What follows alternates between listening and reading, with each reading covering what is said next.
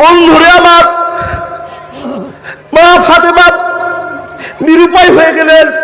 কাকাকে ডাকবো না, দাদুকে ডাকবো না, মামাকে ডাকবো, আমার আব্বা যে বিপদে পড়ে গেছে কেমন করে বাঁচাবো। বন্ধুরে আমার, মা ফাতেমা নিরুপায় হয়ে গেলেন। ছোট্ট একটা বাচ্চা গিয়ে ভড়িটা ঠেলতে চাইছেন, পারছে না, হতবাক হয়ে গেলেন। হে বন্ধু বরাবর, আপনাকে কি ইতিহাস শুনলে আপনার মনটা নরম হবে জানি না। বিশ্বনবীর বেটি ফাতেমা নিরুপায় হয়ে গেলেন। বড় মানুষগুলোকে আবেদন করে ডাকছে, বাবা আমার বাপকে একটু শান্তি দাও, আমার বাপকে একটু বাঁচিয়ে দাও, ফড়িটা সরিয়ে দাও। কেউ কিন্তু সাড়া দিতে পারছে না। ছোট্ট মেয়েটা চেষ্টা করছে। অনেকক্ষণের গতি পার হয়ে গেল। বন্ধুরে আমার, বিশ্বনবীর সহযোগিতা, এবার ছোট্ট বেটি ফাতেমার সহযোগিতাতে ভড়িটা উল্টে পড়ে গেল। বাবাকে নিয়ে চলে আসলো। নোংরা পরিস্থিতি, টানতে টানতে বিশ্বনবীর বেটিগুলো লাড়ছে, চোখ করে বলছে, আব্বা তুমি যে কষ্টটা পেয়েছো, আব্বা তুমি করে একবার দোয়া করছো না? তুমি যদি একবার আল্লাহর কাছে দোয়া করে দাও, আল্লাহ এদের জন্য বুলডোজার পাঠিয়ে দিবে, এদেরকে ধ্বংস করে দিবে। আব্বা তুমি করে একবার দোয়া করছো না? মা ফাতেমা ছোট্ট মেয়ে কচি মুখে আব্বাকে প্রশ্নগুলো করছে। আব্বা বলছে, বেটি রে, আমি যে এই জন্য করতে পারবো না, এখন যদি আমি দোয়া করে দিই, হে কলিজার টুকরা ফাতেমা, আমার আল্লাহ আমার জন্য স্পেশাল ফোর্স পাঠিয়ে দিবে, গোটা মক্কাকে ধ্বংস করে দিবে। কিন্তু আমি যে পারবো না, আমাকে যে রহমত করে পাঠিয়েছে, আমাকে যে আল্লাহ শান্তির মাত্রা দিয়ে পাঠিয়েছে, আমি তো সেরকম মানুষ না। এই বেটি ফাতেমা, আমি তাদের জন্য মেন টাইমটাতে আবার সে ছোট্ট বেটা আব্বাকে প্রশ্ন করে বলছে, আব্বা তুমি তো এই জমিন বড় বললে, বাগান বড় বললে, আকাশ বড় বললে, আকাশে তারা বড় বললে, চাঁদ সূর্য অনেকের গল্প তুমি শুনিয়ে বড় বড় বড় বললে। এবার আপনার কাছে শেষ প্রশ্ন, আপনি বলুন তো সব চাইতে পৃথিবীর ভিতরে কোন জিনিসটা বড়? জানা আছে গো বন্ধুরে আমার? সাধারণ সরল বাপ বেটাকে বুঝাতে না পেরে মুখের ভাষা কালেম করে দিয়ে সুন্দর করে বলতে আরম্ভ করলো, বেটা তুমি যতটি প্রশ্ন করেছো ততটি উত্তর আমি দিয়েছি। বোঝাবার জন্য বড়োর মাত্রা আমি রাখিনি। বড় করতে করতে করতে করতে অনেক বড় জিনিস আমি দেখিয়ে দিয়েছি। এখন তোমার শেষ প্রশ্ন, আল্লাহ এর চাইতে কি বড়? বন্ধুরে, আল্লাহ তাবারক ওয়া তাআলা সেই দুইজন বান্দা, এবার বাপ বেটা কথাকার মেনটেন করতে না পেরে বাপ একটা মুখ দিয়ে আওয়াজ করে বলছে, বেটা যত তুমি খবর নিলে, যত তুমি খবর জানতে চাইলে, বাগানের চাইতে বড়, বাগানের চাইতে আসমান বড়, জমিনের চাইতে আসমান বড়, আসমানের চাইতে তারা বড়, তারার চাইতে গ্যালাক্সি বড়। এই করে করে যত প্রশ্ন তুমি করেছো সোনা মানিক, আমি সব তোমাকে উত্তর দিয়েছি। এখন তুমি যদি আমার কাছে প্রশ্ন করো এর চাইতে কি বড় জিনিস আছে, আমার প্রশ্নের উত্তর দেওয়ার সম্ভব হবে না। যখন বাপ নিরুপায় হয়ে গেল, বেটার সামনে প্রশ্নের উত্তর দিতে না পেরেছে, তখন ছোট্ট বাচ্চাকে বুঝিয়ে বলছে, বেটা রে, যত বড় বড় জিনিস তোমাকে চোখের সামনে আমি দেখালাম, যত জানাবার চেষ্টা করলাম, মানিক শোন, সব চাইতে আল্লাহর দয়া বড়। আল্লাহর সবচেয়ে দয়া বড়, আল্লাহর চাইতে বেশি দয়ালু আর পৃথিবী কিছু হতে পারে না। বন্ধু আমার, হযরত মুসা প্রশ্ন করছেন, হে আল্লাহ, আমাদের সমাজে, আমাদের দেশে, আমাদের গ্রামে সবচাইতে কোন লোকটা বেঈমান, কোন লোকটা খারাপ? আল্লাহ তুমি যাকে চয়েস মনে করো না, যাকে তুমি খারাপ মনে করেছো, গায়রিল মাগযুবি আলাইহিম, যাদেরকে তুমি ধ্বংসের দিকে তুমি প্রবাল করে নিয়ে গেছো, হে আল্লাহ, এই মানুষগুলোর ভিতরে এতগুলো আমরা মানুষ বসে আছি, এতগুলো চলাচল করছি, আমি মুসা নবী তোমার কাছে একটা ছোট্ট প্রশ্ন করে জানতে চাই, মাবুদ রে, আমার মনে বড় সাদ, জানবার বড় আশা, আল্লাহ তুমি একবার বলে দাও, আমাদের সামনে এত মানুষ ঘোরাঘুরি করছে, কে জান্নাতি আর কে জাহান্নামী, এটা তোমার কাছে বিষয় আছে, কিন্তু আমার মনের বড় আশা, আব্বা ও আল্লাহ তাবারক ওয়া তাআলা একবার আমাকে জানিয়ে দেন, পৃথিবীতে সব মানুষের ভিতরে কোন মানুষটাকে আপনি বেশি খারাপ মনে করেন, ওই মানুষটার সঙ্গে আমার একবার সাক্ষাৎ করে দেন, গল্প করে দেন, দেখা করিয়ে দেন। আল্লাহ গো, এটা আমার বড় মনের তামান্না আছে।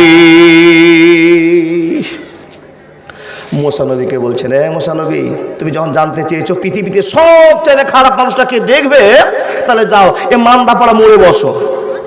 বন্ধুরে আমার, বুঝার জন্য কথা বললাম, নবী মুসা বসলেন, বসার পর একটা চেয়ার নিয়ে বসে আছেন। আল্লাহকে বলছেন, আল্লাহ 5 মিনিট হলো, 7 মিনিট হলো, 10 মিনিট হলো, আল্লাহ আমি যাকে দেখতে চেয়েছিলাম, যেই লোকটাকে সবচেয়ে তুমি খারাপ মনে করো, যে লোকটা পৃথিবীর সবচেয়ে বাজে লোক, 3rd ক্লাস লোক, ওই লোকটাকে দেখতে চেয়েছি, মাবুদ রে তুমি ওই লোকটার সঙ্গে আমার দেখা করিয়ে দাও। হযরত মুসাকে আল্লাহ সম্বোধন করে বলছেন, এ নবী মুসা তুমি বসে আছো চেয়ারে, দেখো তোমার সামনে একটা লোক হাঁটতে হাঁটতে চলে যাচ্ছে। এ নবী মুসা এই লোকটা তোমার সামনে চলে যাচ্ছে, এর সঙ্গে একটা ছোট্ট বাচ্চা আছে, এরা বাপ বেটার ভিতরে তুমি বিচার করে নাও, এর বাপটা এত খারাপ, এত খারাপ, এত খারাপ, এই ছেলেটার বাপটা এত নোংরা, এত নোংরা, এত বাজে, এর প্রতি আমার আল্লাহ হিংসা বিদ্বেষ রাগ ধরে আছে। কিন্তু নবী মুসা রে তোমাকে আমি গল্প শুনে দিলাম, যত তোমাদের মান্দা পাড়াতে লোক আছে, যত তোমাদের ডুবাঞ্চলের লোক আছে, এই লোকের ভিতরে এই লোকটাকে আমি বেশি খারাপ মনে করি। মুসা নবী চোখ চিড়ে দেখতে পাচ্ছি ওটা ওর চাচা, ওটা বন্ধু, ওটা গ্রামের কোনো লোক। প্রশ্ন করে আল্লাহকে বলছেন, আল্লাহ তুমি কালিমুল্লাহ বলেছো, তুমি আমাকে বড় ভালোবাসো, হে রব্বুল আলামিন আর একটা প্রশ্ন তোমার কাছে আমার থাকলো, মাবুদ রে আমি তো লোকটাকে চিনলাম, এই লোকটাকে তুমি পৃথিবীর সবচেয়ে খারাপ মনে করো, হিংসা মনে করো, তাকে বিদ্বেষ তুমি রেখেছো, একে তুমি চাইছো না, অতএব এই লোকটা তোমাকে অপমান করেছে, নোংরা কথা বলেছে, যার জন্য তুমি এই লোকটাকে খারাপ একটা সিদ্ধান্ত করে রেখেছো। এই আল্লাহ খারাপ মানুষকে চিনলাম, এখন যদি গ্রামবাসীকে বলে দিই এই লোকটাকে আল্লাহ সবচেয়ে খারাপ মনে করে, সবচেয়ে বাজে মনে করে, যদি বলে দিত গোটা গ্রামের লোকেরা তো তোলপাড় চালু করে দেবে, লোকটাকে ঘৃণা করবে, আমার গল্প আমার কাছে থেকে যাক। মাবুদ রে তোমার কাছে আর একটা আমার প্রশ্ন আছে, হে আল্লাহ দ্বিতীয় নম্বর প্রশ্নটা আমার এটাই, আমি খারাপ লোককে দেখলাম, মনে একটা শান্তি পেলাম, আশ্বাস পেলাম, কিন্তু মাবুদ রে তোমার কাছে দ্বিতীয় প্রশ্ন, আমার মনে বড় তামান্না তুমি ওই সমস্ত মানুষগুলোর সঙ্গে আমার একবার দেখা করে দাও, পৃথিবীতে যাকে তুমি সবচেয়ে বেশি ভালোবাসো, যাকে তুমি বেশি মহব্বত করো, যাকে তুমি বেশি প্যার করো, যাকে তুমি মহব্বতের সঙ্গে ভালোবাসা দিয়ে রেখেছো, হে আল্লাহ ওই লোকটাকে দ্বিতীয় নম্বরে তুমি আমাকে দেখিয়ে দাও। হযরত মুসাকে বলছেন, রে মুসা যেই চেয়ারে বসে আছো, যে চেয়ারে বসে বসে সময়টা পার করছো, মুসা রে এক্ষুনি তোমার সামনে দিয়ে একটা লোক আসবে, ওই লোকটাকে দেখলে তুমি বুঝে যাবে এই লোকটাকে আমি পৃথিবীর সব চাইতে বেশি ভালোবাসি। জোরে জোরে বলুন না সুবহানাল্লাহ। বন্ধুর প্রেমে কি আনন্দ কেউ তো জানে না, প্রেম বিনে প্রাণ বন্ধুরে দেখা পাবি না। মুসা নবী প্রেম করিল, আগুনে ঝলসিয়ে দিল, মুসা নবী প্রেম করিল, আগুনে ঝলসিয়ে দিল, এ শুধু প্রেম নয় প্রেমের ছলনা, প্রেম বিনে প্রাণ বন্ধুরে দেখা পাবি না। বন্ধুর প্রেমে কি আনন্দ সবাই বুঝবে না, প্রেম বিনে প্রাণ বন্ধুরে দেখা পাবি না। একবার জোরে বলুন না সুবহানাল্লাহ। বন্ধুরে আমার কথা বলতে আরম্ভ করলাম, নবী মুসা চেয়ারে বসে আছেন, সময় 7 মিনিট পার হয়ে গেল, 8 মিনিট পার হয়ে গেল, আবার আল্লাহকে বলছেন, মাবুদ রে আমি তো এখন ভালো লোক দেখার জন্য বসে আছি, আল্লাহ তুমি দেখে দাও কোন লোকটাকে ভালো বলেন, কোন লোকটাকে তুমি পছন্দ করো, হে আল্লাহ একবার বলে দাও। হযরত মুসা বসে আছেন। বন্ধুরে এমন তো সময়তে যে লোকটা এক্ষুনি 5 মিনিট আগে চলে গেল, ওই লোকটাকে আল্লাহ পৃথিবীর খারাপ মানুষ বলে পরিচয় দিলেন। নবী মুসা দেখলেন আবার 10 মিনিট পরে ওই লোকটা আবার সামনে দিক দিয়ে হেঁটে চলে যাচ্ছে। আল্লাহ তাবারাক ওয়া তাআলা বলছেন, এ আল্লাহর বান্দা নবী মুসা শোন শোন শোন, তুই ভালো লোক দেখতে চেয়েছিলি, এই যে দেখে নে এই লোকটা আমার কাছে সব চাইতে দামি, এই লোকটা আমার কাছে ভালো, এর চাইতে ভালো মানুষ আমার সামনে আর এখন কেউ নাই। মুসা নবীর চোখ বড় বড় হয়ে গেল। এ বাবা জ্ঞান নেন, অবাক হয়ে যাচ্ছেন। আল্লাহ 5 মিনিট আগে এই লোকটাকে তুমি পৃথিবীর সবচেয়ে দাগি ক্রিমিনাল খারাপ বলছো, আর এই লোকটাকে 10 মিনিট পর আবার বলছো পৃথিবীর সবচেয়ে ভালো মানুষ, এটা আমার কাছে প্রিয় বান্দা। আল্লাহ এই গল্পটা আমি বুঝতে পারলাম না। মুসা বুঝতে পারিসনি, বুঝ। কি বুঝবো? গল্পটা আপনাদের সামনে করেছিলাম। ছোট্ট বাচ্চা আব্বাকে বলছে, আব্বা কি বড় কি বড় কি বড়, এই বড় সেই বড়, এই বড় সেই বড় করতে করতে করতে করতে বাপের পুঁজি যখন শেষ হয়ে গিয়েছিল, তখন বাপ বলেছিল, বেটা রে বুঝাবার মতো আমার আর ক্যাপাসিটি নাই রে মানিক, শোন, যা বড় জিনিস দেখেছো গোটা পৃথিবীকে আল্লাহর রহমত ঢেকে রেখেছে, আল্লাহর ভালোবাসা ঢেকে রেখেছে, আল্লাহর দয়া ছাড়া আর ভালো বড় জিনিস আমার জানা নাই। হে নবী মুসা, এই বেঈমানটা, কাফেরটা, শয়তানটা, লুচ্চাটা, গুন্ডাটা, মাস্তানটা যখন আমার নাম নিয়ে আমার প্রশংসা করেছে রে মুসা, আমি আল্লাহ রাগকে পানি করে দিয়ে, আমার রাগকে সব নয়নজলিতে ফেলে, আমার গোসাকে তার জন্য তুলে নিয়ে আমি আল্লাহ তাকে ক্ষমা করে দিলাম। ক্ষমা করে দিয়ে তোমার সামনে দেখিয়ে দিলাম যে লোকটা গুনাহ করে, আর গুনাহ করার পরে আমার কাছে নিচু হয়ে মাথা হাত তুলে কাঁদতে আরম্ভ করে, হে রব্বুল আলামিন আমাকে ক্ষমা করে দাও, আমি আর চুরি করব না, আর বেঈমানি করব না, আর মানুষকে মার্ডার করব না, আর বাপ মাকে কষ্ট দেব না, পড়োশিকে জ্বালাবো না। যখন লোকটা স্বীকার করে নেয় রে মুসা, কান করে শুনে নাও, বেড়ার বুঝে নাও, আমি আল্লাহ তাকে ক্ষমা করে দিই, আমি আল্লাহ তাকে ক্ষমা করে দিলাম। আমি এই কথাটার জন্য ক্ষমা করলাম, বেটাকে বুঝাতে না পেরে এক বাক্যে বলেছে, আমার আল্লাহ সবচেয়ে দয়া বড়, আমার বান্দা আমার নামের প্রশংসা করেছে, আমার নাম গফুর, আল্লাহু গফুর রহিম, এই জন্য তাকে ক্ষমা করে দিয়ে পৃথিবীর শ্রেষ্ঠ মানুষের খাতায় 1 নম্বরে তার নাম বসিয়ে দিলাম। একবার জোরে করে বলুন আলিল্লাহি তাকবীর। যাদের হৃদয়ে আছে আল্লাহর ভয়, তারা কবু পথ ভুলে যায় না, আল্লাহর প্রেম ছাড়া এই দুনিয়ায় কারো কাছে হাত পেতে চায় না। গভীর রাতে যারা সিজদাতে রয়, দুটি চোখে যেন তার নদী বয়ে যায়, ছলনার হাতছানি যতই আসুক পিছনে ঘুরে সে তাকায় না। যাদের হৃদয়ে আছে আল্লাহর ভয়, তারা কবু পথ ভুলে যায় না। একবার মন থেকে বলুন আল্লাহু আকবার। কিছু বুঝতে পারলেন? কিছু বুঝতে পেরেছেন বাবা দাদারা ও মা বোন? আল্লাহ তাবারাক ওয়া তাআলা বলছেন, পৃথিবীতে যত জিনিস দেখেছো সব চাইতে বড় জিনিসের নাম হলো আল্লাহ। কি বলেন ভাই? বলে না আল্লাহ দয়া। পৃথিবীতে যত বড় জিনিস দেখেছেন সবচেয়ে কি হলো তাহলে? আল্লাহর দয়া। ছোট্ট বাচ্চাটা বলছে, আপনারা কেন বলছেন না? জালসা শুনে কি আপনার বিরক্ত হয়েছেন? বা যদি বিরক্ত হয়ে যান তাহলে আমাকে নিয়ে না, আমার অভ্যাসই হলো প্রশ্ন করা। আর বক্তার সাথে যদি শ্রোতা সামিল না হয় তাহলে বক্তা ওয়াজ খুঁজে পাবে না। একটা মুখস্থ করিনি, 3 দিন থেকে খালি ভাবছি কি ওয়াজ করব, কি ওয়াজ করব, কি ওয়াজ করব। ও আল্লাহর বান্দা, ভাবতে ভাবতে অনেকগুলো কথা জানা ছিল, আবার 1000টা মুলবিকে ফোন করে, অনেক বন্ধুকে ফোন করে, কোনো বক্তার কাছে বসে জেনে জেনে জেনে জেনে আপনাদের সামনে এইটা শেয়ার করছি। আল্লাহর বান্দা, আমি যা বলছি বুঝতে পারছেন তো? মাথা ঝুঁকেন না। আপনার মুখে কি আল্লাহ তালা মেরে দিয়েছে? জি জি জি। তাহলে মন থেকে আবার বলুন, পৃথিবীতে যত বড় জিনিস আছে সবচেয়ে বড় জিনিসের নাম কি? মাশাআল্লাহ। 5 টাকা দাও তো সিরাজুল, তোমারই বেটা নাকি? জি মাশাআল্লাহ। এটাই শ্রোতা টাকটা আছে। আল্লাহু আকবার কাবীরা। আল্লাহর বান্দা, এবার আপনার কাছে প্রশ্ন, আল্লাহর দয়া কত বড় এখন আপনাকে ভাগ করে বুঝাবো। দেখুন, আপনি আমি দুনিয়াতে আসার পর যা ক্লেম করেছি, যা অন্যায় করেছি, যা অন্যায় করছি, এর জন্য আপনাকে পুড়িয়ে মেরে দেওয়ার দরকার। দেখেন দেখেন দেখেন দেখেন দেখেন, আপনি আমি পৃথিবীতে আসার পর যা আল্লাহর সঙ্গে প্রতারণা করেছি, অন্যায় করেছি, এই জন্য আল্লাহ আমাদের ওপর বুলডোজার দিয়ে ধ্বংস করে দেওয়া দরকার, কিন্তু করেনি কেন? বলে আমার নাম গফুর। সুবহানাল্লাহ বলুন, আমার নাম গফুর, আমি মাফ করনেওয়ালা।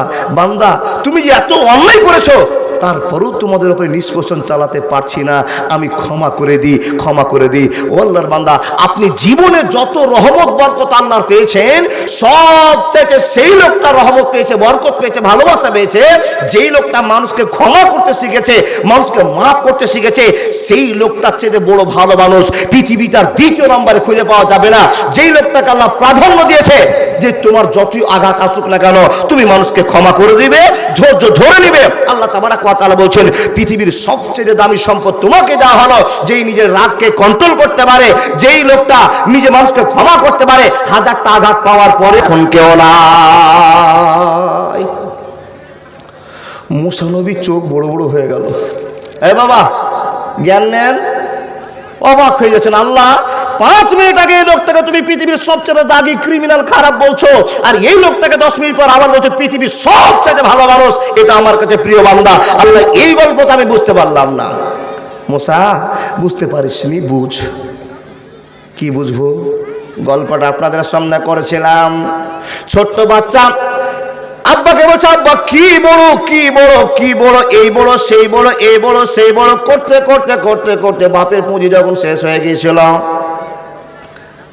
তখন বাপ বলেছিল, বেটা রে বুঝাবার মতো আমার আর ক্যাপাসিটি নাই রে মানিক, শোন যা বড় জিনিস দেখেছো দেখেছো, গোটা পৃথিবীকে আল্লাহর রহমত ঢেকে রেখেছে, আল্লাহর ভালোবাসা ঢেকে রেখেছে, আল্লাহর দয়া ছাড়া আর ভালো বড় জিনিস আমার জানা নাই। হে নবী মুসা, এই বেঈমানটা, কাফেরটা, শয়তানটা, লুচ্চাটা, গুন্ডাটা, মাস্তানটা যখন আমার নাম নিয়ে আমার প্রশংসা করেছে রে মুসা, আমি আল্লাহ রাগকে পানি করে দিয়ে, আমার রাগকে সব নয়নজলিতে ফেলে, আমার গোসাকে তার জন্য তুলে নিয়ে আমি আল্লাহ তাকে ক্ষমা করে দিলাম, ক্ষমা করে দিয়ে তোমার সামনে দেখিয়ে দিলাম যে লোকটা গুনাহ করে, আর গুনাহ করার পরে আমার কাছে নিচু হয়ে মাথা হাত তুলে কাঁদতে আরম্ভ করে, হে রব্বুল আলামিন আমাকে ক্ষমা করে দাও, আমি আর চুরি করব না, আর বেঈমানি করব না, আর মানুষকে মার্ডার করব না, আর বাপ মাকে কষ্ট দেব না, পড়োশিকে জ্বালাবো না। যখন লোকটা স্বীকার করে নেয় রে মুসা, কান করে শুনে নাও, বেলার বুঝে নাও, আমি আল্লাহ তাকে ক্ষমা করে দিই, আমি আল্লাহ তাকে ক্ষমা করে দিলাম। আমি এই কথাটার জন্য ক্ষমা করলাম, বেটাকে বুঝাতে না পেরে এক বাক্যে বলেছে, আমার আল্লাহ সবচেয়ে দয়া বড়, আমার বান্দা আমার নামের প্রশংসা করেছে, আমার নাম গফুর, আল্লাহু গফুর রহিম। এই জন্য তাকে ক্ষমা করে দিয়ে পৃথিবীর শ্রেষ্ঠ মানুষের খাতায় 1 নম্বরে তার নাম বসিয়ে দিলাম। একবার জোরে করে বলুন আলিল্লাহি তাকবীর। যাদের হৃদয়ে আছে আল্লাহর ভয়, তারা কবু পথ ভুলে যায় না, আল্লাহর প্রেম ছাড়া এই দুনিয়ায় কারো কাছে হাত পেতে চায় না। গভীর রাতে যারা সিজদাতে রয়, দুটি চোখে যেন তার নদী বয়ে যায়, ছলনার হাতছানি যতই আসুক পিছনে ঘুরে সে তাকায় না। যাদের হৃদয়ে আছে আল্লাহর ভয়, তারা কবু পথ ভুলে যায় না। একবার মন থেকে বলুন আল্লাহু আকবার। কিছু বুঝতে পারলেন? কিছু বুঝতে পেরেছেন বাবা দাদারা, ও মামন? আল্লাহ তাবারাক ওয়া তাআলা বলেছেন পৃথিবীতে যত জিনিস দেখেছো সব চাইতে বড় জিনিসের নাম হলো আল্লাহ। কি বলেন? গাই বলে না আল্লাহ দয়া। পৃথিবীতে যত বড় জিনিস দেখেছেন সবচেয়ে কি হলো তাহলে? আল্লাহর দয়া। ছোট্ট বাচ্চাটা বলছে, আপনারা কেন বলছেন না? জালসা শুনে কি আপনার বিরক্ত হয়েছেন? বা যদি বিরক্ত হয়ে যান তাহলে আমাকে নিয়ে না, আমার অভ্যাসই হলো প্রশ্ন করা। আর বক্তার সাথে যদি শ্রোতা সামিল না হয় তাহলে বক্তা ওয়াজ খুঁজে পাবে না। একটা মুখস্থ করিনি, 3 দিন থেকে এখানে ভাবছি কি ওয়াজ করব, কি ওয়াজ করব, কি ওয়াজ করব। ও আল্লাহর বান্দা, ভাবতে ভাবতে অনেকগুলো কথা জানা ছিল, আবার 1000টা মৌলবীকে ফোন করে, অনেক বন্ধুকে ফোন করে, কোনো বক্তার কাছে বসে জেনে জেনে জেনে জেনে আপনাদের সামনে এইটা শেয়ার করছি। আল্লাহর বান্দা, আমি যা বলছি বুঝতে পারছেন তো? মাথা ঝুঁকে যান না। আপনার মুখে কি আল্লাহ তালা মেরে দিয়েছে? জি জি জি। তাহলে মন থেকে আবার বলুন, পৃথিবীতে যত বড় জিনিস আছে সবচেয়ে বড় জিনিসের নাম কি? মাশাআল্লাহ। 5 টাকা দাও তো সিরাজুল, তোমারই ব্যাটা নাকি জি? মাশাআল্লাহ, এটাই শ্রোতা টাকটা আছে। আল্লাহু আকবার কাবীরা। আল্লাহর বান্দা, এবার আপনার কাছে প্রশ্ন, আল্লাহর দয়া কত বড় এখন আপনাকে ভাগ করে বোঝাবো। দেখুন, আপনি আমি দুনিয়াতে আসার পর যা ক্লেম করেছি, যা অন্যায় করেছি, যা অন্যায় করছি, এর জন্য আপনাকে পুড়িয়ে মেরে দেওয়ার দরকার। দেখেন দেখেন দেখেন দেখেন দেখেন, আপনি আমি পৃথিবীতে আসার পর যা আল্লাহর সঙ্গে প্রতারণা করেছি, অন্যায় করেছি, এই জন্য আল্লাহ আমাদের ওপর বুলডোজার দিয়ে ধ্বংস করে দেওয়া দরকার, কিন্তু করেনি কেন? বলে আমার নাম গফুর। সুবহানাল্লাহ বলুন, আমার নাম গফুর, আমি মাফ করনেওয়ালা। বান্দা, তুমি যে এত অন্যায় করেছো, তারপরেও তোমাদের উপরে নিষ্পোষণ চালাতে পারছি না, আমি ক্ষমা করে দিই, ক্ষমা করে দিই। ও আল্লাহর বান্দা, আপনি জীবনে যত রহমত বরকত আল্লাহর পেয়েছেন, সবচাইতে সেই লোকটা রহমত পেয়েছে, বরকত পেয়েছে, ভালোবাসা পেয়েছে, যেই লোকটা মানুষকে ক্ষমা করতে শিখেছে, মানুষকে মাফ করতে শিখেছে, সেই লোকটার চেয়ে বড় ভালো মানুষ পৃথিবী তার দ্বিতীয় নম্বরে খুঁজে পাওয়া যাবে না। যেই লোকটাকে আল্লাহ প্রাধান্য দিয়েছে যে তোমার যতই আঘাত আসুক না কেন, তুমি মানুষকে ক্ষমা করে দিবে, ধৈর্য ধরে নিবে। আল্লাহ তাবারক ওয়া তাআলা বলছেন, পৃথিবীর সবচেয়ে দামি সম্পদ তোমাকে দেওয়া হলো যেই নিজের রাগকে কন্ট্রোল করতে পারে, যেই লোকটা নিজে মানুষকে ক্ষমা করতে পারে। হাজারটা আঘাত পাওয়ার পরে দেখেন সেই লোকটাকে আবার ক্ষমা করে দিয়েছে। এই লোকটাকে আল্লাহ মহান বলেছেন, মহৎ বলেছেন। এর পরিচয়ের সঙ্গে অন্য কারো পরিচয় মিলবে না। ভাই ও বাবা, আপনি কাউকে ক্ষমা করতে পেরেছেন? হিসাবটা করেন। আপনার সঙ্গে কারো ঝামেলা হয়েছে, আপনি কাউকে ক্ষমা করেছেন? যদি ক্ষমা করে থাকেন, আপনার হিসাবে আপনি জানেন। যদি ক্ষমা করে থাকেন তো বুঝে নেন আল্লাহর একটা ভালোবাসা, একটা ভালো নিয়ামত আল্লাহ আপনাকে দান করেছে। আপনি ক্ষমা করতে পেরেছেন। যে ক্ষমা করে দেয়, আল্লাহ তার সম্মান পৃথিবীতে দ্বিগুণ করে দেয়। আপনি বলেন, মৌলভী সাহেব কি কথা আপনি বলেন? যে মানুষকে ক্ষমা করে দেয় সে দ্বিগুণ সম্মান পায়, কি করে একটু বুঝান তো?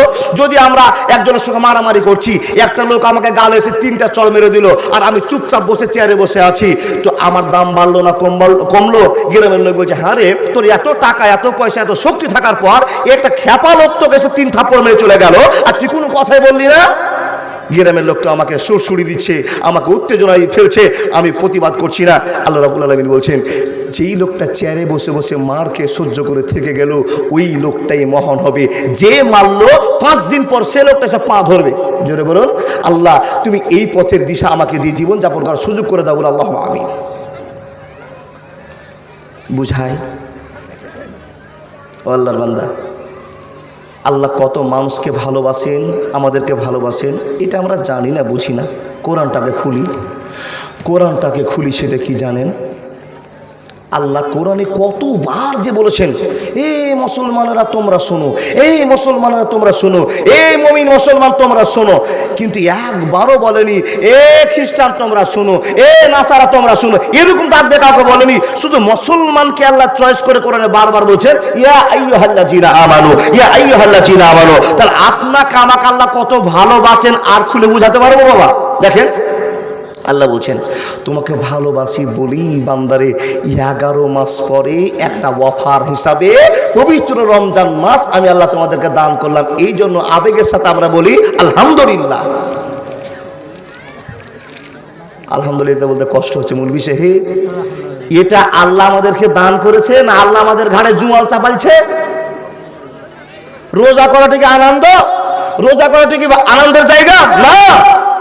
সকাল 4টার সময় ভাত খেলাম, সারা দিন 16 ঘন্টা পার হয়ে যাওয়ার পর সন্ধ্যার সময় পানি খেয়ে জীবনটা ধরফর করছিল, সেখানে একটু শান্তি পেয়ে গিয়ে পানি পান করে একটু আশ্বাস নিলাম, মাওলানা আল্লাহকে ভয় করি বলেই রোজাটা করছি, কিন্তু রোজা করা তো বড় কষ্ট। আল্লাহ আমাদেরকে ভালোবাসলেন, কিন্তু এই কষ্টটা দিলেন কেন? এই কষ্টটা দিলেন কেন? প্রশ্ন হয়। রোজা বাদ দিয়ে আরো একটু ইবাদত দিত। আপনার প্রশ্ন, মৌলভী সাহেব কোন ছেলে আমাকে জিজ্ঞেস করেছে, মাওলানা আল্লাহ নামাজের মতো ইবাদতটা না দিয়ে আর কিছু দিতে ভালো হতো, নামাজ পড়তে খুব ঝামেলা হচ্ছে বাবা। তো আপনার মতো আরো কিছু ছেলে বলছে, মৌলভী সাহেব আল্লাহ রোজার মতো ইবাদতটা না দিয়ে আরো কিছু দিলে ভালো হতো। ও আল্লাহর বান্দা, বান্দার কিসে ভালো হবে বান্দাতে জানে না আল্লাহ জানে? জোরে বলো, বান্দার কিসে ভালো হবে জানে কে? আল্লাহ। আল্লাহ বলছেন, বান্দা আমি কি করে তোমার ভালো করব? আমি ভালো তোমাকে পথে নিয়ে আসবো। এই জন্য আমি আল্লাহ ভালোবেসে তোমাদেরকে আমি একটা মাস পুরস্কার হিসাবে দিলাম। জোরে বলুন সুবহানাল্লাহ। এই মাসটার নাম কি? রোজার মাস আজকে খেয়ে নিয়েছেন, কালকে ভুঁড়ি ভরে খেয়ে নেন, আর তারপরের দিন শুরু হবে কি গো বাপ অ্যাকশন। কিসের? আপনার মাথা থেকে পা পর্যন্ত যা টক্সিন, যা ভাইরাস, যা নোংরা জমেছে 11 মাস থেকে নিয়ে সব বর্জন করার দিন চলে আসছে মাত্র আর কয়েক ঘন্টার জন্য অপেক্ষা করুন। এটা আল্লাহর রহমত না রহমত? আল্লাহু আকবার কবীরা, আল্লাহর রহমত। এই লোকটিকে উঠালে না বড় বিপদ হবে, রাগ করে চলে যাবে দোকানে জিলাপি খাবে।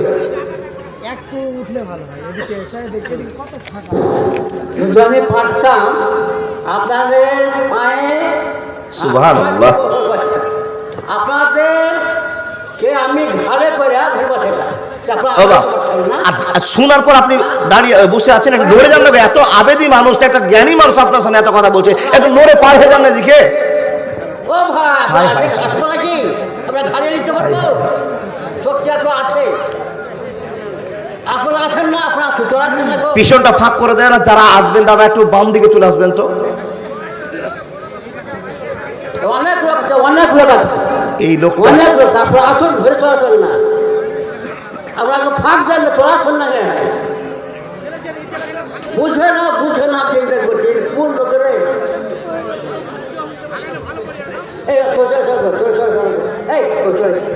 জি জি জি হয়ে গেছে, মাওলা বসে যান। ফাঁক দিয়েছে আলহামদুলিল্লাহ। পিছনে একটু জায়গা ফাঁকা রাখবেন, পিছনে ফাঁকা জায়গাটা দিয়ে রাস্তাটা খুলে রাখবেন। ও মামা, ওই রাস্তাটা ক্লিয়ার করে রাখেন, ওই দিকে চলে আসবেন ইনশাআল্লাহ। আচ্ছা কি বলছিলাম জি?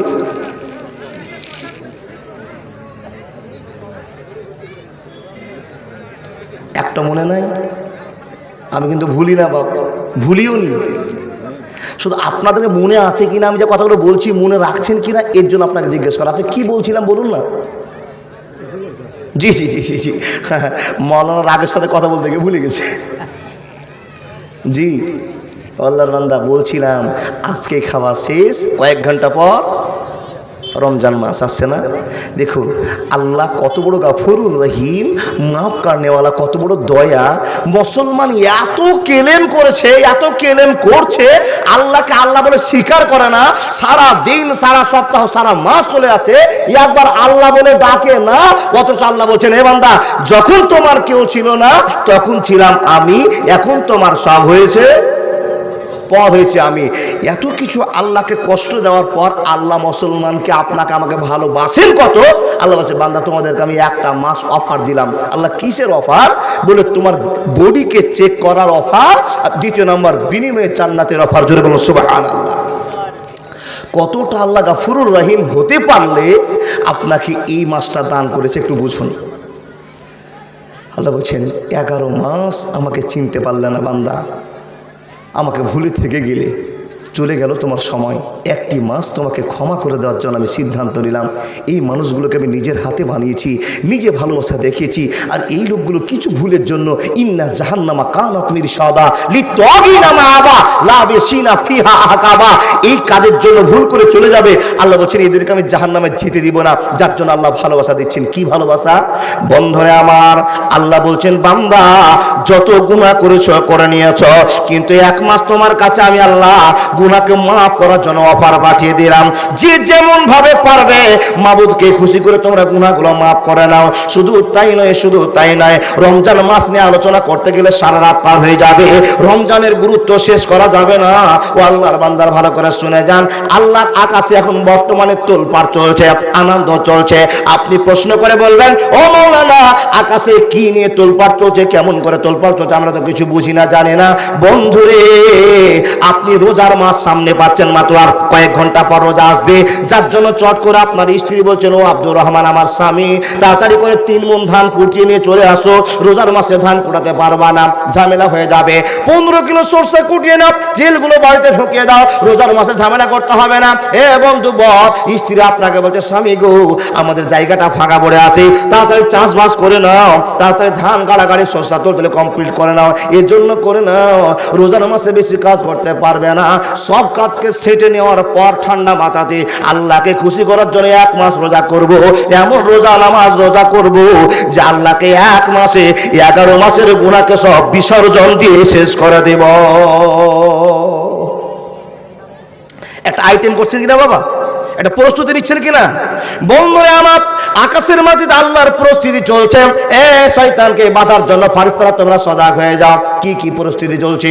শয়তানকে বেড়ি পরিয়ে দাও, সামনে কয়েক ঘন্টা পর চলে আসছে রমজান মুবারক মাস। হে আমার ফারিস্তারা, তোমাদের নিজের নিজের কাজ তোমরা সেটে নাও, তোমরা গোছিয়ে নাও। আমার মেহমানরা মসজিদে আসবে, আমার বান্দারা আমাকে খুশি করার জন্য আসবে, আমার জন্য ভালোবাসার জন্য কোরআন তেলাওয়াত করবে, তারাবির নামাজ পড়বে, তারা লাইলাতুল কাদর জাগবে, না খেয়ে খেয়ে সারা রাত আমার জন্য কষ্ট করে দোয়া করবে। হে ফারিস্তারা, শয়তানের পায়ে বেড়ি লাগিয়ে দাও, জাহান্নামের গেটগুলোতে তালা লাগিয়ে দাও। আমার মেহমানরা আসবে, আর মেহমানদের জন্য সমস্ত প্রস্তুতি তোমরা গ্রহণ করে নাও। বন্ধু, আকাশকে তোলপাড় করে তুলেছি, রব আনন্দের সাথে মিক্সচার করে আজান দিচ্ছে আর ধ্বনি দিচ্ছেন। বন্ধু আওয়াজ দিয়ে বলছেন, হে মুসলমানেরা, তোমাদের কাছে রমজান মাস চলে এসেছে। তোমরা রমজান মাস কেমন ভাবে পালন করো?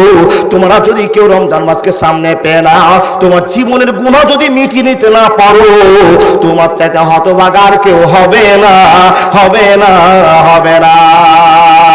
বন্ধুরা আমার, আল্লাহ তাবারক ওয়া তাআলা বলছেন, হে মানুষের দল, রমজান মাসে 11 মাসের গুনাহকে maaf করে দেওয়ার জন্য, জীবনের গুনাহকে maaf করে দেওয়ার জন্য সিদ্ধান্ত গ্রহণ করে নাও। হে বান্দা শুনে নাও, আমি আল্লাহ তোমাকে জীবনের গুনাহ maaf করে দেওয়ার জন্য 3টা অফার দিলাম।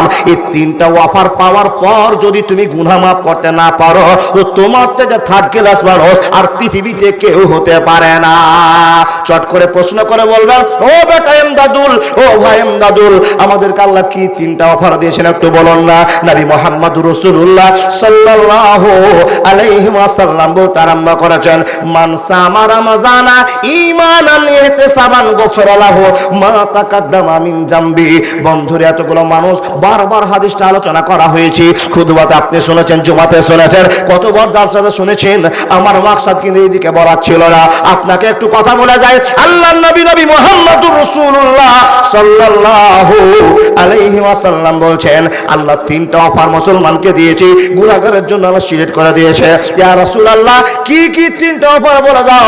মান সামা রমজানা ঈমানান ওয়া ইহতিসাবান গফিরা লাহু মা তাকাদ্দামা মিন যামবিহি। নবীজি বলেন, 1 নম্বর গুনাহ মাফের জায়গা। হে মানুষের দল, ভোর রাতে তোমরা সাহারি খেয়ে নেবে, সারা দিন সাহারি খেয়ে জীবন পার করবে। তোমার ভাই তোমার আইলে গিয়ে ঘাস কেটে নিয়েছো, তুমি রোজা অবস্থায় আছো, কেউ তোমার সরষাকে ফাঁক করে করে করে সরিয়ে দিয়ে ঘাস কাটছে। এমনি দিন হলে তার সঙ্গে মারামারি করে নিতে, কিন্তু রমজান মাস রোজা করে আছো, টেম্পার যদিও বেশি হয় তো রোজার কথা আপনার মনে পড়ছে, কেউ আপনার অন্যায় করে দিচ্ছে, তারপরে অন্যায়ের জন্য তাকে সালা বলতে পারছেন না, নোংরা ভাষায় কথা বলতে পারছেন না। আল্লাহ রাব্বুল আলামিন বলছেন, হে বান্দারা শুনে নাও, রোজার মাস রহমতের মাস, বরকতের মাস, ভালোবাসার মাস। নবী মুহাম্মদ আপনাকে শুনে বলছেন, মান সামা রমজানা ঈমানান ওয়া ইহতিসাবান গফিরা লাহু মা তাকাদ্দামা মিন জামবিহি। বন্ধুরে, নবী মুহাম্মদুর রাসূলুল্লাহ বলতে আরম্ভ করলেন, মানুষ রে, তোমরা ভোর 4টাতে ভাত খাওয়ার পরে সুন্দর করে দিনটাকে আল্লাহ রাসূলের তারিখে মানার পরে সন্ধ্যার সময়তে ইফতার যখন করে নাও, ইফতার করার জন্য তোমরা যখন সিদ্ধান্ত নিয়ে নাও, হে বান্দা শুনে নাও, আল্লাহ তাবারক ওয়া তাআলা নবী বলেন, আল্লাহ বলেন, মান সামা রমজানা ঈমানান ওয়া ইহতিসাবান গফিরা লাহু মা তাকাদ্দামা মিন জামবিহি। আল্লাহ তার জীবনের সব গুনাহ maaf করে দেয়। একবার জোরে বলুন না সুবহানাল্লাহ। জন্ম আমার নবীর যুগে হলে কেমন হতো, জন্ম আমার নবীর যুগে হলে কেমন হতো, দু নয়নে রাসূল পাক দেখলে কেমন হতো, জন্ম আমার নবীর যুগে হলে কেমন হতো, জন্ম আমার নবীর যুগে হলে কেমন হতো। একবার জোরে বলুন না সুবহানাল্লাহ। বন্ধুরা আমার, রোজা করলাম, সারাদিন রোজা অবস্থায় থাকলাম, সন্ধ্যার সময় আমরা রোজা ইফতার করতে গেলাম, রোজা ইফতার করলাম, বিসমিল্লাহ বলে আমরা রোজা ইফতার করলাম, সঙ্গে সঙ্গে বললাম, জাহাবাত জামাও ওয়াবতালাতিল উরুক ওয়া সাবাতাল আজরু ইনশাআল্লাহ। কে কে জানে হাত দেখান। 1টা 2টা, এই মূল বিটি দেখিয়েছে বাপ। জাহাবাত জামাও ওয়াবতালাতিল উরুক ওয়া সাবাতাল আজরু ইনশাআল্লাহ।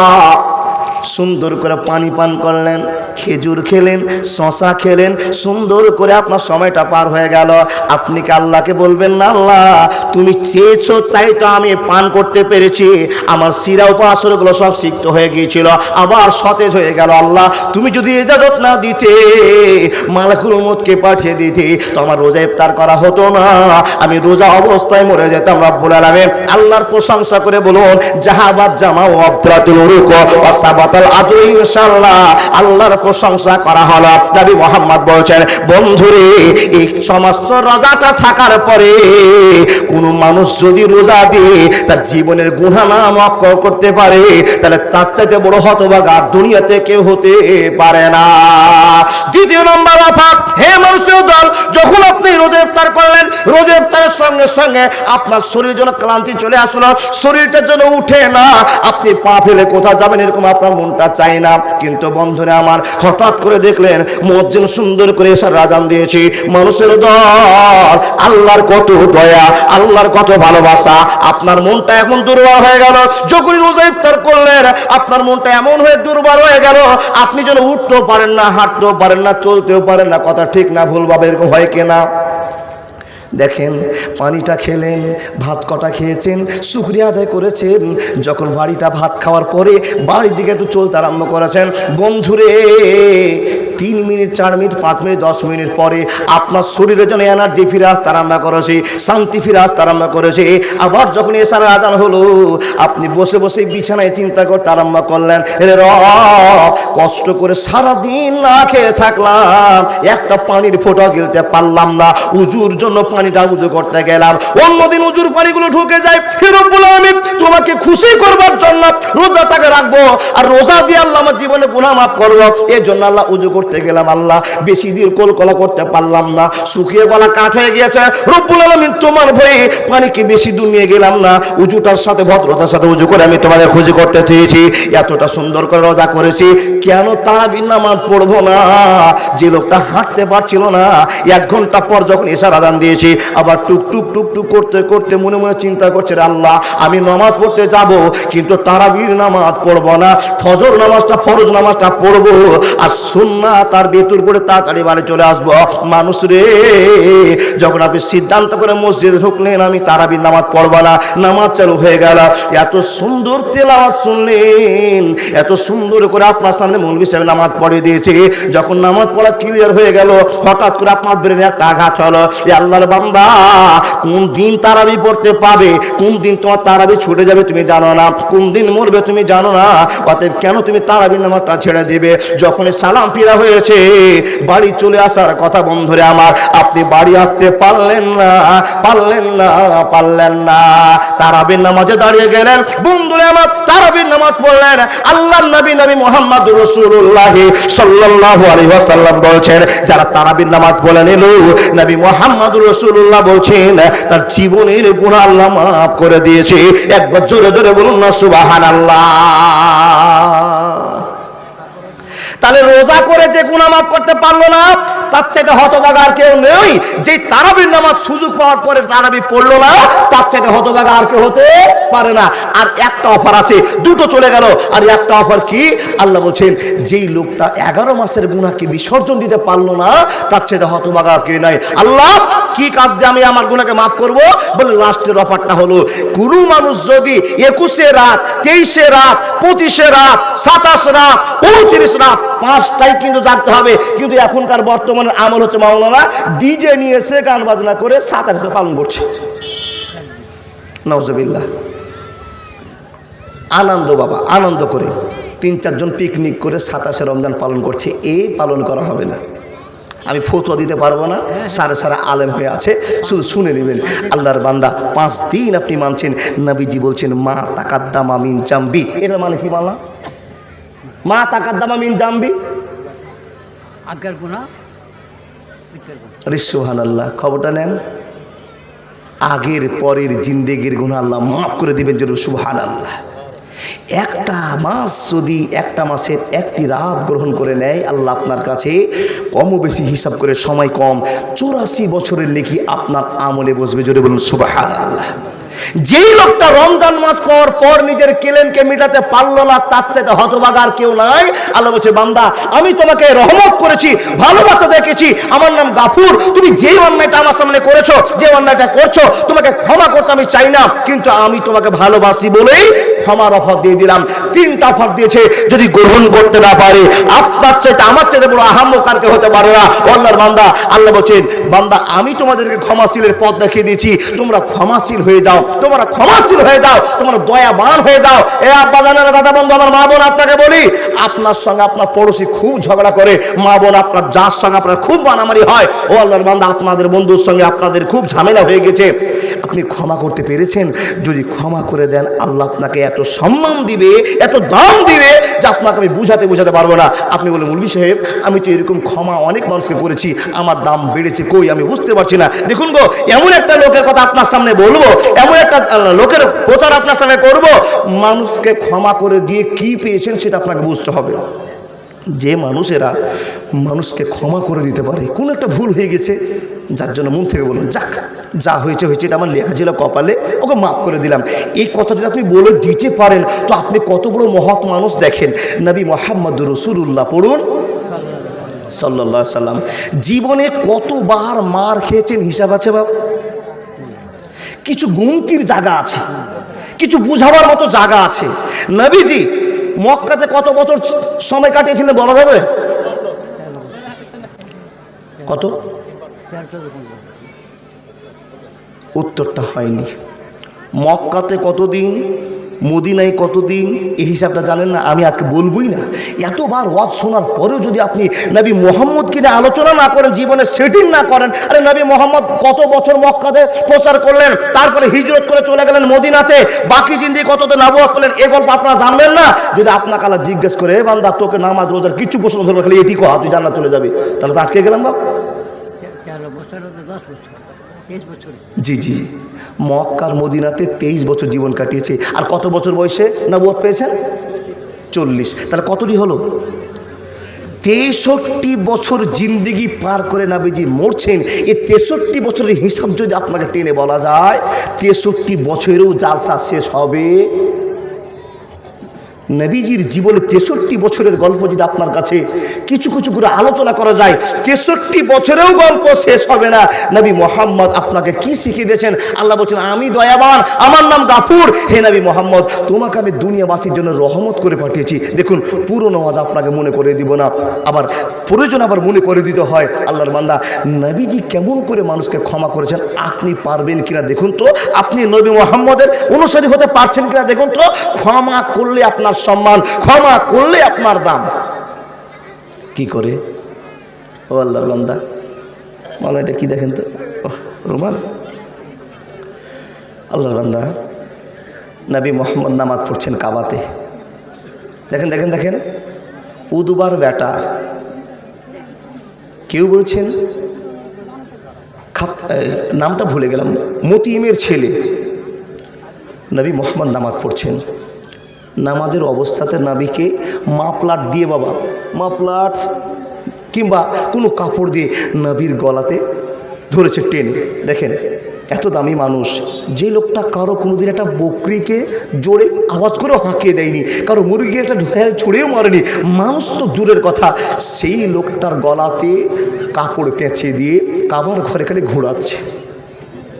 বন্ধুরে আমার, মনটা যেন বড় আবেগের সাথে বলতে আরম্ভ করলাম, দয়া কাকে বলে, ক্ষমা কাকে বলে। আপনাকে এই কথা বোঝাবার জন্য মনটাকে একটু নরম করে বুঝুন রে আব্বা। নবী মোহাম্মদ এত দামি মানুষ, এত সম্মান, মানুষকে বিপদের হাত থেকে বাঁচার জন্য জীবন পর্যন্ত দিতে বাধ্য আছে। সব সুখকে বিসর্জন দিয়েছেন।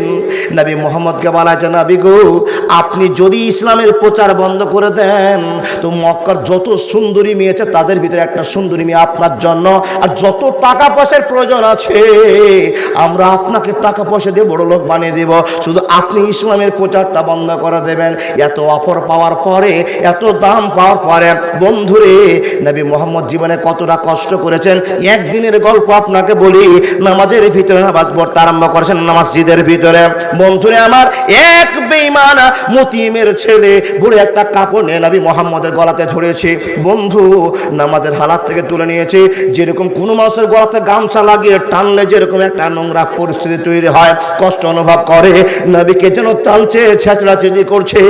আর নবী মুহাম্মদকে বাঁচাবার জন্য কেউ সাইড থেকে আসে না। বুড়ো একটা মারাত্মক সময় চলে যাচ্ছে। বন্ধুরে আমার, যে লোকটা এত দামি, যে লোকটা এত মহান, যে লোকটা এত ভালো, যে লোকটা মানুষকে কোনোদিন খারাপ করে কথা বলেনি, চোখ দেখে কথা বলেনি, সেই লোকটাকে অপমান করে গলাতে গামছা লাগিয়ে ছেঁচড়াছেঁচড়ি করছে, টানাটানি করছে। আর সব বেঈমানেরা দূর থেকে লক্ষ লক্ষ করে দেখে আছি। কিন্তু বন্ধুরা আমার, ওই মানুষগুলোর ভিতরে কিছু কিছু মানুষ এমন ছিল, সেই লোকগুলো চোখ দিয়ে ঝরঝর করে পানি পড়ছে। এই লোকটাকে কেন এভাবে মারা হচ্ছে, অন্যায় করা হচ্ছে? এই লোকটা তো কারো ক্ষতি করেনি, এই লোকটা তো কারোর বেটি কিনে পালিয়ে যায়নি, এই লোকটা তো কাউকে মার্ডার করেনি। কিন্তু যে সমস্ত লোকদের চোখ দিয়ে পানি পড়ছে, ওই সমস্ত লোকেরা প্রতিবাদ করতে পারে না। যারা এই অন্যায়টা করছে তারা বড় লোক, তারা সম্মানের লোক, তারা নেতা করে লোক, ওদের নেতৃত্বে গোটা মক্কা চলাচল করে। আর তাদের সামনে কে বাধা দিতে যাবে? পারে না। নবী মুহাম্মদের গলাটা চিপতে চিপতে এমন করে চিপে দিয়েছে, বিশ্ব নবীর কাশি উঠে গিয়েছে, নবীজির জানটা যেন বেরিয়ে যাবে। বন্ধুরা আমার, দূর থেকে লক্ষ্য করে দেখছেন আবু বকর সিদ্দিক। বন্ধুরে, লোকের ভিতর থেকে ফাটতে ফাটতে ফাটতে ফাটতে লোককে ফিট থেকে পার করতে করতে করতে হযরত আবু বকর নবী মুহাম্মদকে জড়িয়ে ধরে বলছেন, এই লোকেরা, এই লোকটা ইসলামের দাওয়াত দিয়েছে বলে, এই লোকটা তোমাদেরকে সৎ পথ দেখিয়েছে বলে, এই লোকটাকে তোমরা কি মার্ডার করে দিবে, মেরে শেষ করে দেবে? এই লোকটা শুধু একটাই কথা বলেছে, আশহাদু আল্লা ইলাহা ইল্লাল্লাহু ওয়া আশহাদু আন্না মুহাম্মাদান আবদুহু ওয়া রাসূলুহু। এই কথা বলার কারণে এত সুন্দর লোকটাকে, যে লোকটাকে তোমরা আলামিনের টাইটেল দিয়েছো, পরিচয় দিয়েছো, এই লোকটা এমন কি ক্ষতি করেছে, এই জন্য কি তোমরা মেরে দিবে? যখন আবু বকর সিদ্দিক সব লোককে ফেলে দিয়ে পিছনে এসে বিশ্ব নবীকে ধরে নিয়েছেন, গলাটাকে হালকা করে দিয়েছেন, কোনো মতো বাঁচাতে পেরেছেন। লোকের সামনে যখন আবু বকর প্রতিবাদ শুরু করেছে, বন্ধুরে, সেদিন আবু বকরকে যে মার দিয়েছে, যে কষ্ট বেঈমানেরা দিয়েছে, আবু বকর সিদ্দিক 2 দিন পর্যন্ত তার জ্ঞান হারা হয়ে গিয়েছে, আর সহ্য করতে পারে না। হে বন্ধু বল, আবু বকর সিদ্দিক যেন অজ্ঞান হয়ে পড়ে গেলেন। নবীর সম্পর্কে আর কোনো জ্ঞান নাই, নবীকে মার বাদ দিয়ে দিয়েছে। নবীকে মার বাদ দিয়ে আবু বকর সিদ্দিককে মারতে মারতে মারতে মারতে অজ্ঞান করে দেওয়া হলো। এই আল্লাহর বান্দা বান্দিরা ভালো করে শুনে যান, নবীর জীবনটা একটু আশ্বাস পেয়ে গেল, নবীজি তো বেঁচে ফিরে চলে গেলেন। আবু বকরের পরিস্থিতি আপনাকে বলে যায়, সময়টা পার হয়ে যায়। বন্ধুরে আমার, হযরত আবু বকর যখন সময় জ্ঞান হারা থেকে যখন জ্ঞান ফিরে পাচ্ছেন, বিকাল 3:30 4টার সময়তে আবু বকর সিদ্দিক রাদিয়াল্লাহু তাআলা আনহুর মা আর তার বাড়ির পরিবার তার মুখে জল ছিটিয়ে ছিটিয়ে ডাক্তারের পরিষেবা দিয়ে আবু বকরের যখন জ্ঞানটা ফিরে আসে, হঠাৎ করে আবু বকর জ্ঞান ফিরল। আর সঙ্গে সঙ্গে আবু বকর বলছে, আমার দিকে লক্ষ্য করিও না, আমার দিকে খেয়াল রাখিও না, আমার কানে খবর দাও, আমার কানে আওয়াজ দাও, আমি যার জন্য এত মার খেয়েছি ওই লোকটার কেমন পরিস্থিতি, এই খবরটা আমার কানে তোমরা শুনিয়ে দাও। বন্ধুরা আমার, লা ইউমিনু আহাদুকুম হাত্তা কুনা হাব্বা ইলাইহি মিন ওয়ালিদিহি ওয়া ওয়ালাদিহি ওয়ান নাসি আজমাইন। মানুষ রে, নবীর জন্য মার খেতে খেতে অজ্ঞান হয়ে গেলেন, নবীজিকে কত কষ্ট দিলেন। আপনার কাছে আমার প্রশ্ন জানার বিষয়, যে লোকটাকে এত সম্মান আল্লাহ দিয়েছে, গ্রামের লোকরা দিতে চেয়েছিল টাকা পয়সা, সুন্দরী মানুষ, যে লোকটা আপনার জন্য আমার জন্য জিন্দগির সব বিসর্জন দিয়েছে, জিন্দগির ভালোবাসাকে শেষ করে দিয়েছে, এই লোকটাকে মারতে মারতে মারতে মারতে বেঈমানেরা কাবু করে তুলেছে। তার বন্ধু আবু বকরকে মারতে মারতে অজ্ঞান করে দিয়েছে। শুধু তাই নয়, শুধু তাই নয়, বিশ্বনবী নামাজ পড়তে আরম্ভ করেছেন কাবা গৃহে। নামাজ চলে যায় চলে যায় বন্ধুরা আমার, যখন নামাজ পড়তে পড়তে নবীজি সিজদায় চলে যায়, উমাইয়া ইবনে খালদ, আবু লাহাব, এরা কোন লোককে বলছে, এ লোকেরা আজকে মুহাম্মদের সঙ্গে একটা বেয়াদবি করা হবে, অন্যায় করা হবে। কি অন্যায় করা হবে বলে দাও? বলে, নবী মুহাম্মদ যখনই সিজদাতে যাবে তখন একটা উটির ভুঁড়ি তার মাথার উপরে চাপিয়ে দিতে হবে, যেন মুহাম্মদ সিজদা থেকে না উঠতে পারে। বন্ধুরে আমার, বিশ্বনবী রুকু থেকে সিজদা, যখনই সিজদায় চলে গেছেন, আর হঠাৎ করে বেঈমানরা উটের ভুঁড়ি জমা করে নিয়েছে, নবী মুহাম্মদের উপরে চাপিয়ে দিয়েছেন। বন্ধু, বিশ্বনবী চাপা পড়ে গেলেন। নোংরা একটা উটের ভুঁড়ি নবী মোহাম্মদের উপরে যখন চাপিয়ে দেওয়া, দম বন্ধ হয়ে আসছে, নবী যে উঠতে পারছেন না। হে বন্ধুবর, নবী মোহাম্মদকে বাঁচাবার জন্য কেউ আসে না, কেউ তো নাই, কেউ সাড়া দিতে পারছে না। যদি কেউ গরিব মানুষেরা মনটা চায়, কিন্তু বাধা দেওয়ার কোনো ক্ষমতা নাই বেঈমানদের সামনে। সময় পার হয়ে গেল, সময় পার হয়ে গেল। কেউ গিয়ে মা ফাতেমাকে বলছে, এই বেটি ফাতেমা, তোমার আব্বার গায়ের ওপরে সিজদার হালাতে বেঈমানেরা ভুঁড়ি চাপিয়ে দিয়েছে। ছোট্ট বেটি ফাতেমা, কি বাবারে আপনাকে বলা যায়, যার বেটা নাই যার বেটি আছে। এখানে একটু পার্থক্য বুঝে নিবেন। বেটারা যদি থাকতো তো বেটারা প্রতিবাদ শুরু করতে পারতো, কিন্তু প্রতিবাদ করতে পারছে না। মা ফাতেমা কচি মেয়ে, ছোট মেয়ে, নিরুপায় হয়ে গেলেন। কি করব কি করব, দৌড়তে দৌড়তে বাপের কাছে যাচ্ছেন। বাপ সিজদাতে পড়ে আছে, আর আব্বার উপরে যেন একটা বড় উটির ভুঁড়ি চাপিয়ে দেওয়া আছে।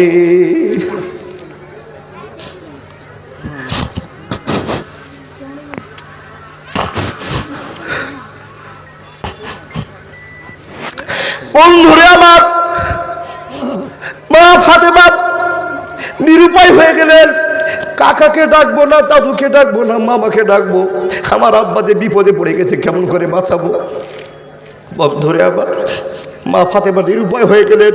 ছোট্ট একটা বাচ্চা গিয়ে ভুঁড়িটা ঠেলতে চাইছেন, পারছে না, হতবাক হয়ে গেলেন। হে বন্ধু বরাবর, আপনাকে কি ইতিহাস শুনলে আপনার মনটা নরম হবে জানি না।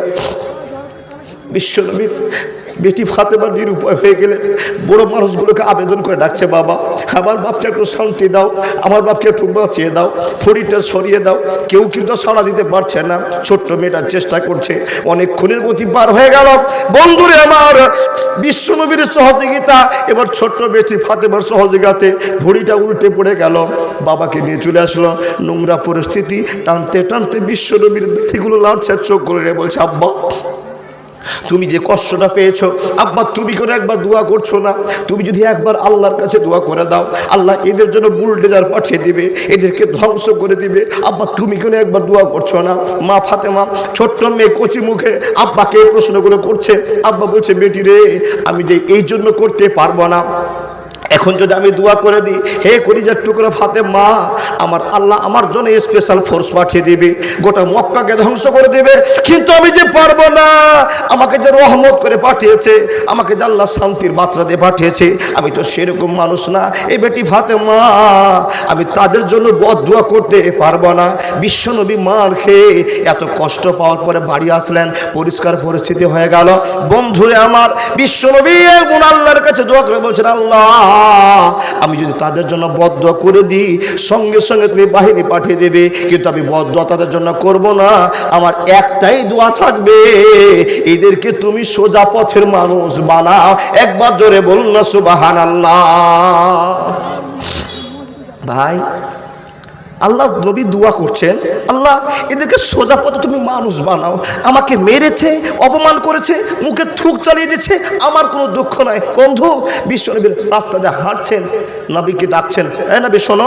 নবীজি এসেছেন, নবীর মুখে মুখ ভরে থুতু দিয়ে দিয়েছে। হাজার হাজার দর্শক, কেউ বাধা দেয় না। নবীজি অপমান হলেন, কষ্ট পেলেন, বুকে বড় আঘাত পেলেন। নবীজি বলছেন, আল্লাহ এই অপমানটা আমি সহ্য করতে পারলাম না। নবীজি একটা দোয়া করেছেন, নবীজির একটা দোয়া গোটা পৃথিবী ধ্বংসের জন্য প্রযোজ্য। ও বন্ধু, অথচ বিশ্বনবী দোয়া করছেন না। তার কারণ নবীজিকে রহমত করে, দয়াবান করে আল্লাহ পৃথিবীতে পাঠিয়েছেন। দেখুন না, নবীজিকে ডাকলেন, মুখে থুতু দিয়ে দিলেন, নবী থুতুগুলোকে মুছছেন, আর আল্লাহর কাছে দোয়া করে বলছেন, আল্লাহ আমাকে এত অপমান, আমাকে এত কষ্ট, আমার একটাই দোষ, তুমি এক, তুমি ওয়াহদাহু লা শারীকা লাহ, কুল হুয়াল্লাহু আহাদ, আল্লাহুস সামাদ। আমি এই পরিচয় দিয়েছি, তার জন্য আমার সঙ্গে এত বেয়াদবি। হে রব, আমার একটা প্রশ্ন তোমার কাছে আছে, আমি কোনোদিন মানুষের জন্য বদদোয়া করিনি। আমাকে যে অপমানটা করেছে, হে রব, তুমি তাকে, তোমার যে কুকুরগুলো আছে, কুত্তাগুলো আছে, এই কুত্তাগুলোর ভিতর থেকে একটা কুত্তাকে দিয়ে এর বিচারটা তুমি করে দিও। জোরে বলুন সুবহানাল্লাহ। বিশ্বনবী দোয়া করেছেন। বন্ধু, যখনই দোয়া করা, কিছুদিন পূর্বের ঘটনা, অনেক লম্বা ঘটনা, আপনাকে কেটে শুধু বোঝাচ্ছি। বিশ্বনবী দোয়া করেছেন, আল্লাহ তোমার হাজার হাজার কুকুর আছে, যে লোকটা এত মানুষের সামনে অপমান করলো, থুক দিল, আল্লাহ তুমি এর বিচারটা করিও। এই দোয়াটা যখনই করা, কিছুদিন পরে সেই লোকটা বিদেশে ব্যবসা করতে গিয়েছে। নবীজির দোয়াটা কত কার্যকর। আল্লাহ বলছেন অকালা রব্বকুম উদুনি আস্তাজিব লাকুম ইন্নাল্লাযীনা ইস্তাকবিরুনা আন ইবাদাতি সায়াদখুলুনা জাহান্নামা দাখিরিন। বান্দারে হার হালাতে তুমি আমাকে ডাকো, বিপদে তুমি আমাকে ডাকো, আমি তোমার ডাকে সাড়া দেব। আল্লাহ রাব্বুল আলামিন বলছেন উজিবু দাওয়াতাদ দাঈ ইজা দানে, যখনই তুমি আমাকে ডাকবে আমার রহমত যেতে দেরি হবে না, হবে না, হবে না। নবীজি যখনই দোয়া করা, কি বিচার পাওয়া গেল, কি হয়ে গেল? যে লোকটা নবীজিকে থুতু দিয়েছিল ব্যবস্থা করতে গেল, ওই লোকটা ব্যবস্থা করতে গিয়ে দেখছে 2-3টা কুত্তা বাবা তাকে ফলো করছে। প্রমাণ আছে বাঘ, নাজি বলো না, বাঘের প্রমাণ আছে। আল্লাহর কাছে দোয়া চেয়েছেন, লোকটাকে সবাই ঘিরে বলল ও বাবু তুমি এত ভয় করছো কারণটা কি? বলে আমার একটা বড় ভয় লাগছে, আমি মক্কার জমিনে মুহাম্মদ রাসূলুল্লাহ পড়ুন সাল্লাল্লাহু আলাইহি সাল্লামকে অপমান করেছি, অপদস্থ করেছি, আর সে একদিন দোয়া করেছে হাজার হাজার কুত্তার ভিতরে আল্লাহ একটা কুত্তা দিয়ে আমার বিচার চেয়েছে, আমার মনে হচ্ছে এই বাঘটা আমাকে খেয়ে ফেলবে। ও মানুষরা তোমরা আমাকে বাঁচাও, ছটপট করছে, ছটপট করছে, আমাকে বাঁচাও। মানুষগুলো বললো বাবু ভয় করিস না, আমরা 50 জন লোক আছি, আমরা সবাই বাইরে শুইব, বাইরে থাকবা, তুমি মাঝখানে ঘুমাও। সবাই বাইরে শুয়ে গেল, আর সেই বেঈমানটা মাঝখানে শুতলো, মিডিলে শুতলো। আল্লাহ বলছেন বান্দা ধারে মিডিলে সাইডে কোনো বক্তব্য নাই। নবী মোহাম্মদ একদিন দোয়া করেছে আর একদিন সাজা তোমরা পেয়ে যাবে। হে আল্লাহর বান্দা তুমি শুনে নাও, নবী মোহাম্মদ তুমি দোয়া করেছো, সঙ্গে সঙ্গে ঘটিয়ে দিতে পেরেছি রে বান্দা, তুমি দেখে নাও। হে বন্ধু মোহাম্মদ চিন্তা করিও না, অপমানের প্রতিশোধ আমি আল্লাহ তোমার কাছ থেকে নেব না, তোমার উম্মতের কাছ থেকে গ্রহণ করে নেব। আর বন্ধুরা আমার, লোকটা মিডিলে শুয়েছে আর বাঘটা চতুর্দিকে চক্কর মারছে, ভয়ে থরথর করে কাঁপাটা বন্ধ হয়ে গেল, রাত গভীর হয়ে গেল, সব মানুষ ঘুমিয়ে গেল।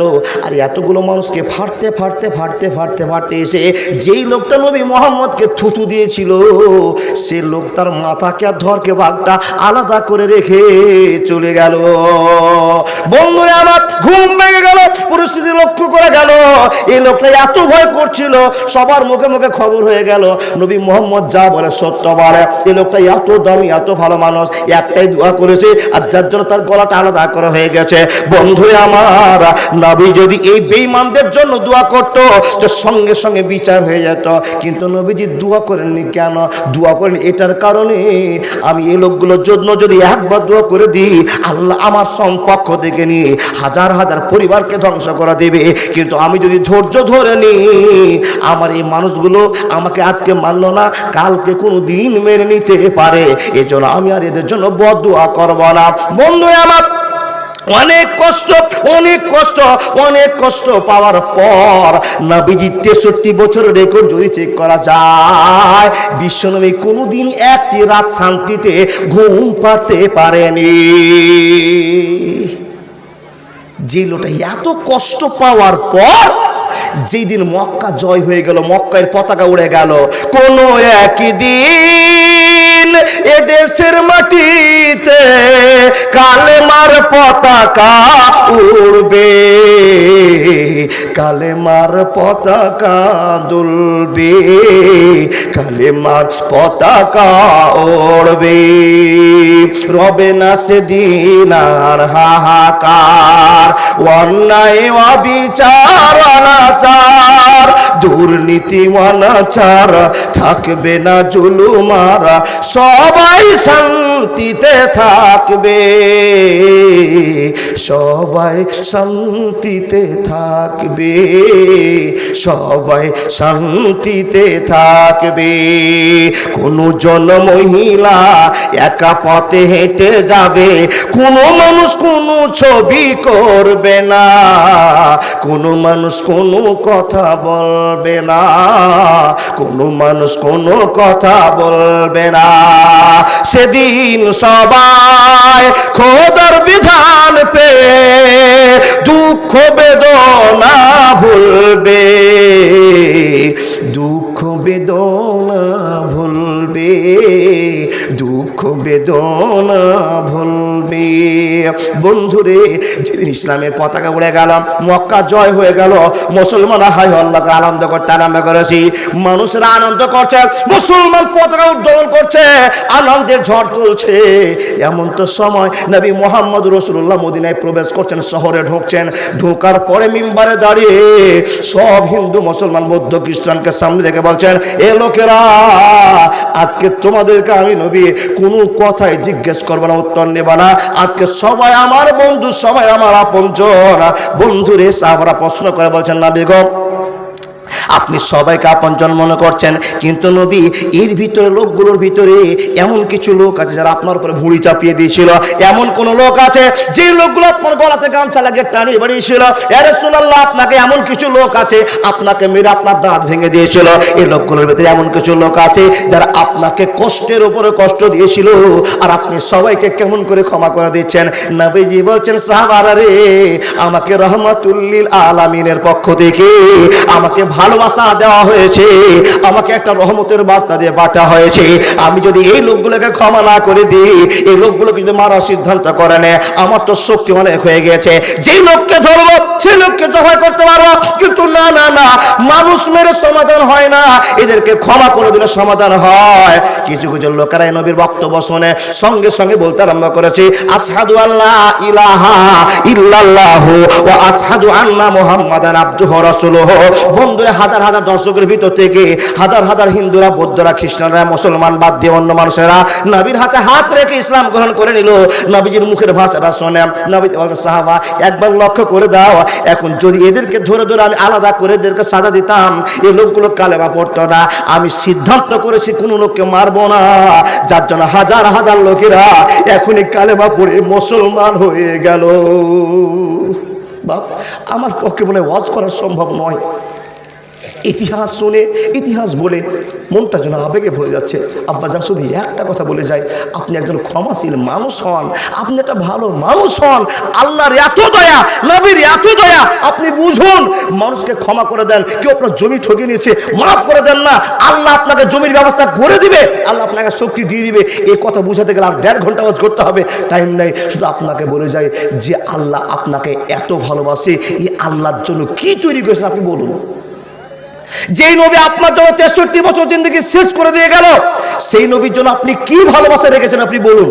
একটা উত্তর নেই বাবা, উত্তর আমাদের কাছে জমা নাই। বলো না, আল্লাহকে খুশি করতে পারেনি, রাসূলকে খুশি করতে পারেনি।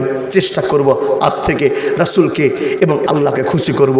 বাবজান, আমার পরিস্থিতি মনে একটু আলাদা হয়ে গেছে।